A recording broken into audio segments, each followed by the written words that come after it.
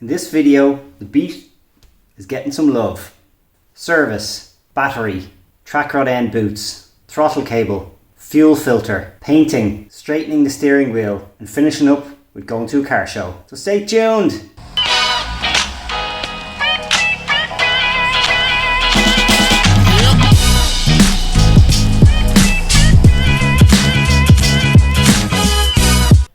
So I'm just doing a little bit of maintenance here. I'm checking two things. One is the air filter, and the second thing is just to tighten up the throttle cable. It's a little bit loose. So there is an access panel here which just removes from this boot area, if you could call it that. It's tiny, so that you can get to the airbox here. So that comes off pretty easily, and the good news is that the air filter is in really good nick. It's almost new, which is a good thing because you can only buy them in Japan and they're really expensive. So the second item is accessing the throttle body and the throttle cable, and this is done through a different access panel which I've never opened, so you'll have to join me while I explore.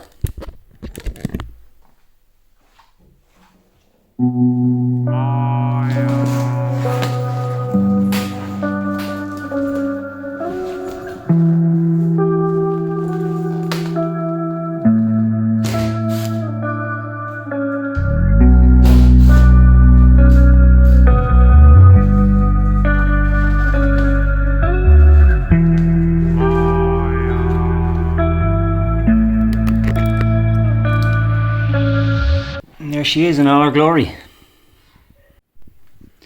So here's the issue as it stands. There is a lot of travel in the dead zone of that before it starts actually pulling the throttle cable. The throttle cable is fairly easy to access, and it's adjusted just with two nuts here.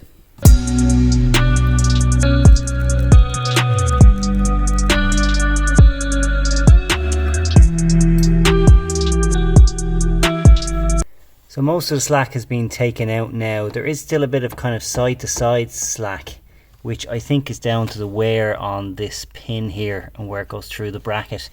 So probably not fixable easily without replacing the whole bracket. But anyway, definitely a lot better. Here it is in action.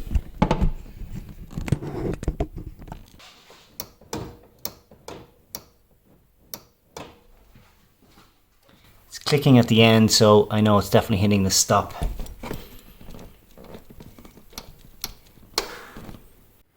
There's one other little small job that I wanted to do while I'm in and around the engine bay, which is the oil filler cap. It's not in great nick at all. So it looks like it's just very thin wall steel.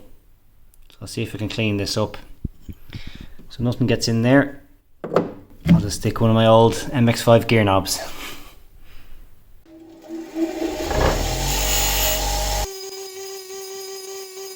Well, the outside's cleaned up pretty well, but in here is still a bit rusty, so I'm not sure how I'm going to get that out.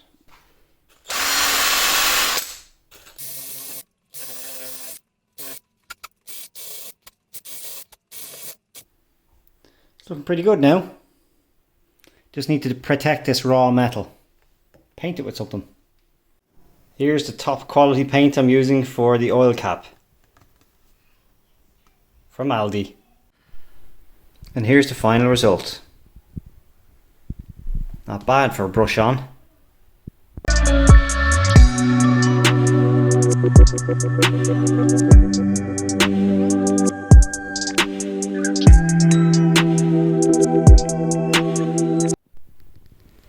Something I had noticed when I was swapping the suspension over, you can see my last video for that, is that the boots here on the track rod ends are really worn. They're totally cracked. They must be split. I can't imagine there's much grease left in there either. It's the same on both sides. So I thought I would see if I could track down new track rod ends, and they're really only available from Japan. I also looked into buying the boots on their own, and again they're available really only from Japanese manufacturers. But I did find specs for them, and the specs were the inside diameter here on both sides, on the top and bottom, and then also the total height. So I looked all these specs up and it brought up quite an interesting result. These boots here are from a Massey Ferguson tractor, but they do have the right dimensions. I was a little bit concerned that they might be, you know, far more durable, thicker rubber and not as flexible, not suitable for a car, but they're very flexible. Seem like they'll be perfect for it, but I won't know until I take off the existing boot. So I think it goes in that orientation, but I guess I'll see when I explore it more. You can kind of see the narrower bottom there.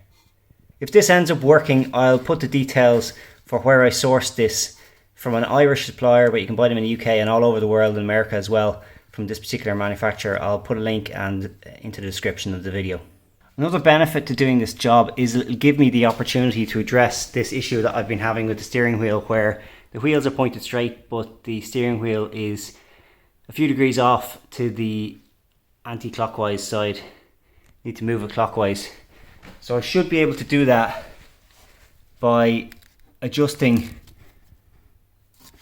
the track rod ends here on the threads. So basically loosening it off on one side and tightening on the other side to bring it straight again. I've never done this before, so it'll be interesting to see if I can actually pull this off. I got the split pin out, albeit in lots of pieces, and the castle nut off. There's a number of ways of releasing the track rod end from the hub, and the easiest way is to basically hit it with a hammer, just where it goes in here around the outside on the actual hub carrier itself. Quite often in a car this old, that's probably not going to work, but I'll try that first. And then there's a couple of tools. A ball joint separator like this, it's kind of like a scissors job. And then more of a blunt instrument, which is this to jam it in this area. Basically, you can't just whack on the end of this, both because you will damage the threads, but also there's kind of a bearing in this part here and you'll most likely damage that. You need to kind of encourage it out more gently. Looks like that kind of vibration method is not going to work. Not sure if you can see this on the camera, but there's kind of a convex place for this to sit, which goes in this direction, and then this part of the arm squeezes on the lower part.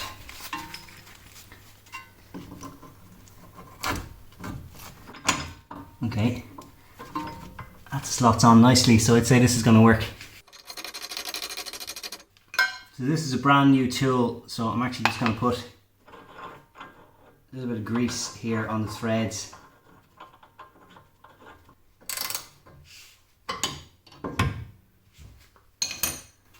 Well, that was very effective. I can see some of the grease that's come out here of the boot, so it's definitely not sealed. The bottom is free, and it's actually completely torn in two, as you can see. So it might be better off just ripping the bottom part off. Get it out of the way. I've been able to get most of the boot off, but it's coming off in bits. So I think the only way to get the rest of it out is to take this off the car so I can get better access.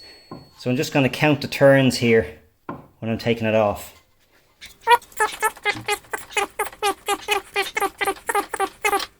I'll also leave this nut here in place so I'll know roughly where to snuggle back up to before I adjust for the steering wheel. Now that I've got this off the car, I was able to get the boot off properly. Basically, you know, it fell apart. The bottom half, this half, came off pretty easy. The other side had a metal ring built into it, so I couldn't get out most of the rubber until I figured out how to get that ring off. So basically prized it off. So the new boot is a perfect fit for it, but something that I hadn't realised when I got delivery of them first is they don't come with the clips. You can see here that there's two ridges for clips. They don't come with them, and you can't really buy those clips separately in most motor factors. So I went into my local motor factor and I bought a whole track rod end for a completely different car. It's for a Ford or a Volvo or something. Just had similar kind of sizes for the diameters here, not too far off, just so I could take the clips off it. So it's a bit of a waste. I just want to get the job done, but I suppose if you weren't in a rush, you could probably buy the clips online for cheaper. So they are spring clips. It's hard to see it on camera, but they do have a bit of spring to them. I've cleaned out all the grease out of here, and there seems to be quite a lot of debate about what type of grease to use. Most people seem to say that you use a grease that has some moly in it. And if you look at the brand new track rod end that I've just bought and taken the boot off, you can see that it has that black kind of colouring as if there's moly inside it. So I'm going to use this CV grease again. It's pretty sticky stuff, so I reckon it'll be perfect.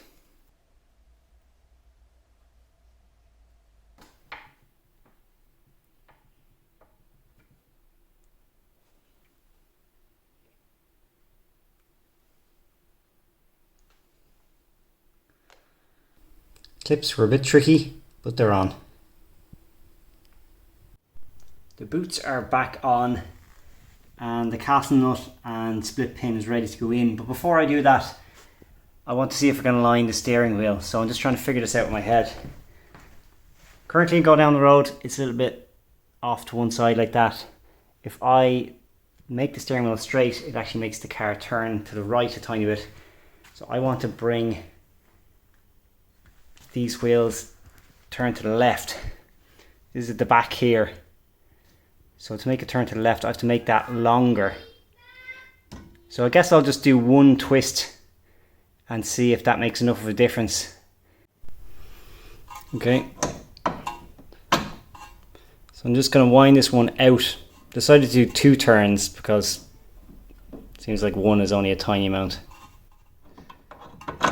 Wind that one out, wind the other one in the same amount.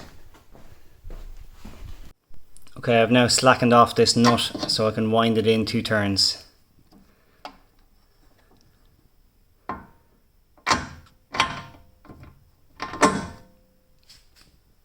Now it's time to put on the castle nut and split pin.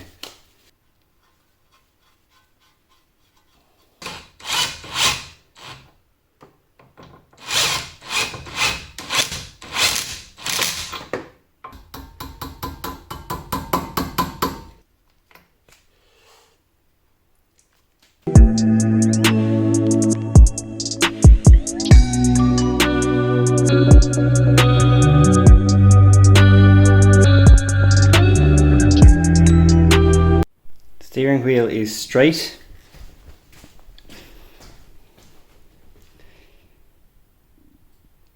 This wheel looks straight. So does this one.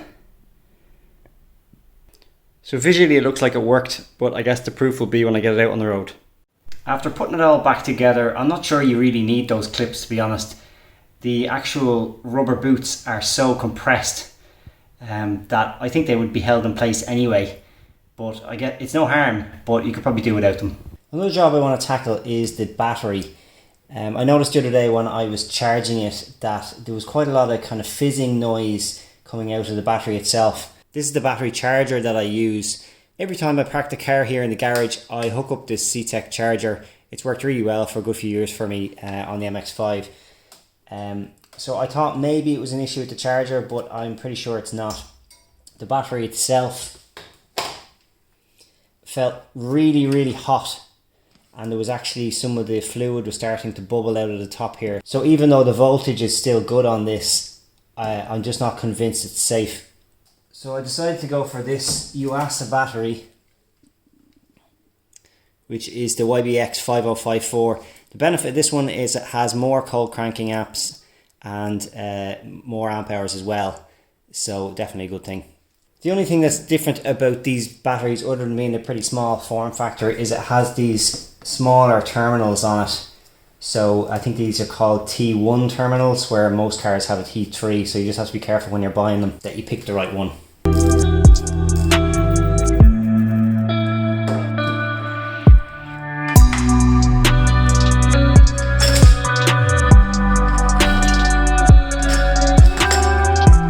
I think this is probably a good opportunity as well to check for rust under this area.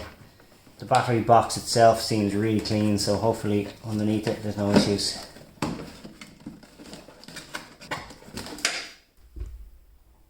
So it's looking pretty good.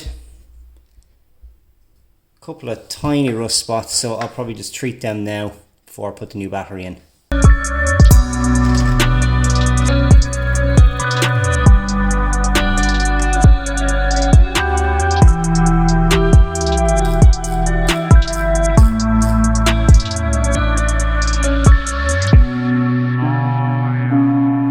That battery isn't going anywhere.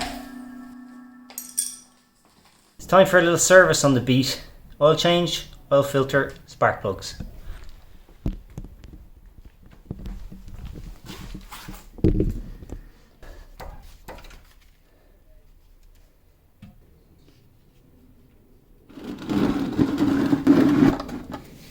The oil filter is way up in here, so I'm not going to attempt to film it. While I'm waiting for that oil to drain, I might tackle the spark plugs.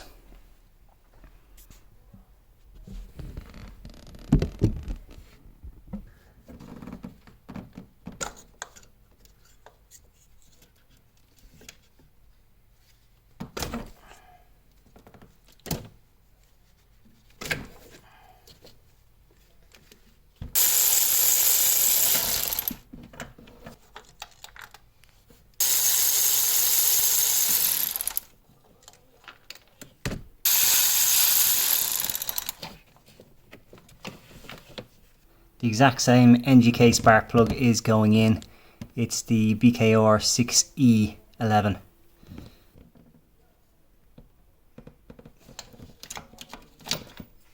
Here's the old one out. It's a nip-on being replaced with a Bosch.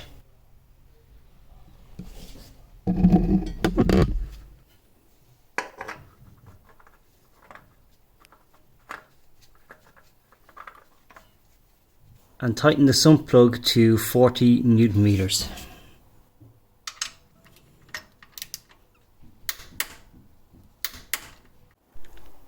It only takes about 2.5 litres of oil, and the filler is actually here on this kind of support beam and not on the engine itself. There is a hose that goes from here and down into the engine.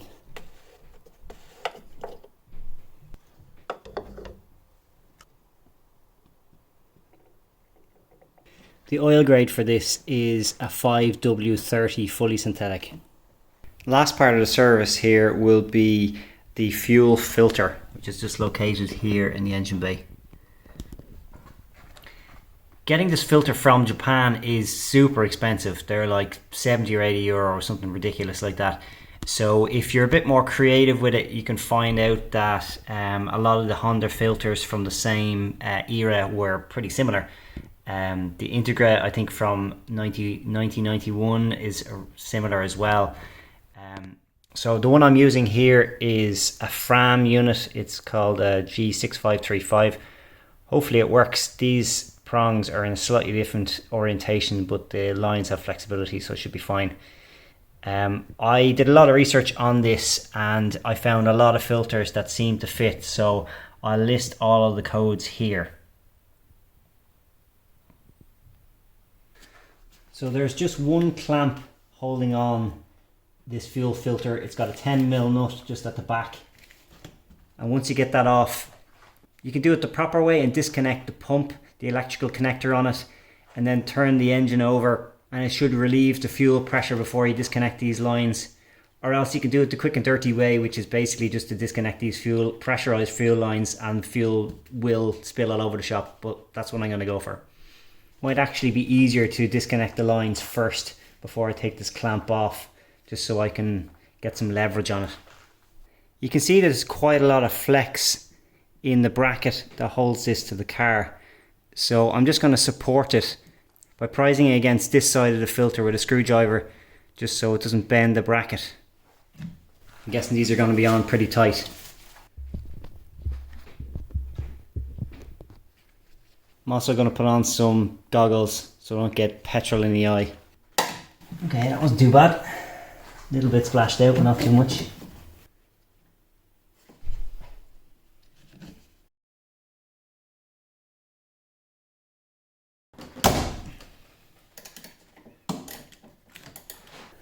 That one was on a lot tighter.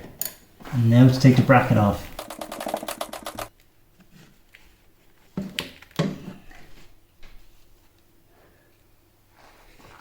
This is full to the brim full of fuel. And here is the bracket. Now this should be interesting. Emptying out the fuel filter and seeing what the fuel in there is like.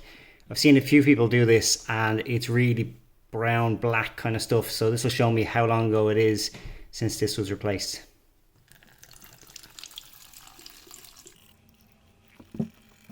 Whoa, there is a huge amount of fuel in there.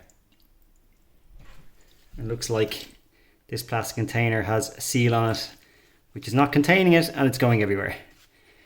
But as you can see, it's a little bit dirty, but much better than I was expecting, and much better than the other pictures I've seen. Okay, I am halfway through installing the new filter, and I have a couple of tips for you. First of all, on the old filter, there is arrows showing the in and out for the fuel lines. But on the new filter, the in and out are on the other side.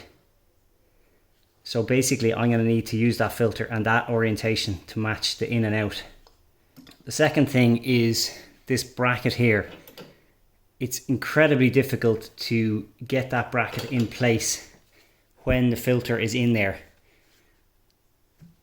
It's a lot easier to just put the bracket on loosely, and now I can slip this filter into it.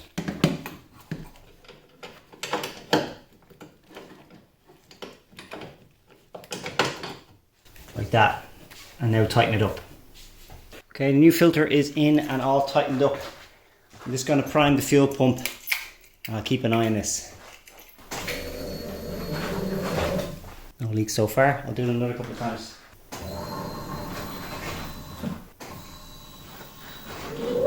I might as well just start the car to make sure everything's okay.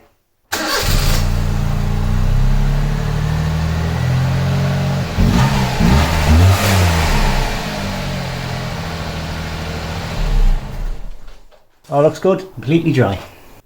One other painting job that I wanted to try was to black out this kind of grille area in front. I put up a post on Instagram, kind of a poll, and asked people of 3 variations which they preferred the best. First option was to leave it as is. Second option was to black out everything in this center section, including around the fog lights. And the third option was to black out the center grille but leave the fog light surrounds red. Most people seem to be thinking along the same lines as I was, which is blacking out the whole thing might look the best. So rather than get this done professionally or get it sprayed in a gloss, just to see if I like it, I picked up Aldi's finest Plasti Dip flexible vinyl paint. And I'm going to take my time on this. When I was doing the steering wheel in one of the previous videos, I got a few runs and things like that in it. So I'm going to go light this time. Lots and lots of coats, but light coats, so hopefully it doesn't run. Probably be best to do this by taking the bumper off the car, but I'm going to try it like this. Worst case scenario, I can just peel it off.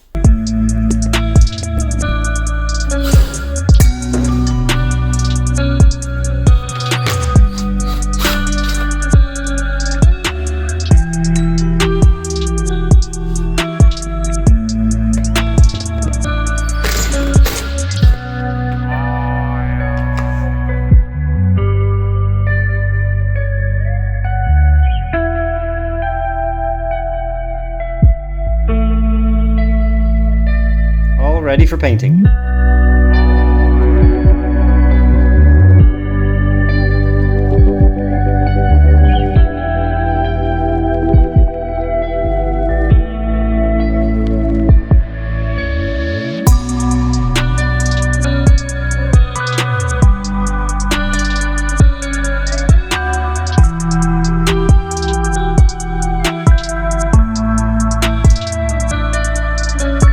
all done and I think it looks great.